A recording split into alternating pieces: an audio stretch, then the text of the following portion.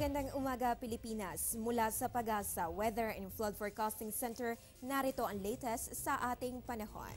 Good news po mga kababayan, wala tayong inaasahan kahit anumang weather disturbance sa loob o labas man ng Philippine Area of Responsibility sa loob ng 3 araw. At ngayong unang Lunes ng Marso, yan nga po wala tayong inaasahan kahit anumang weather disturbance at tanging weak northeast monsoon lamang ang umiiral dito sa may extreme northern Luzon na nagdadala na nga minsang maulap na kalangitan at isolated light rain sa mga isla ng Batanes, Calayan at Babuyan. Habang dito naman sa Metro Manila at natitirang bahagi naman sa makakaranas po tayo ng fair weather condition o bahagya hanggang sa maulap na kalangitan na may pulupulong pag-uulan o pagkidlat pagkulog.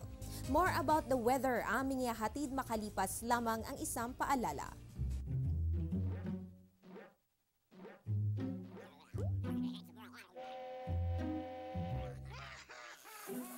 Worried kung nasaan ang package mo?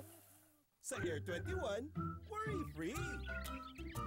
May real-time SMS updates kaya alam mong status ng padala mo every step of the way. Why worry? Pwede namang worry-free.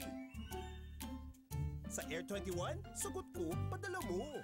Mga kababayan, unti-unti nang tumataas ang temperatura sa ating bansa habang humihina naman ang northeast monsoon. Kaya i-check po natin ang lowest temperatures na nai-record dito sa Metro Manila at Baguio City.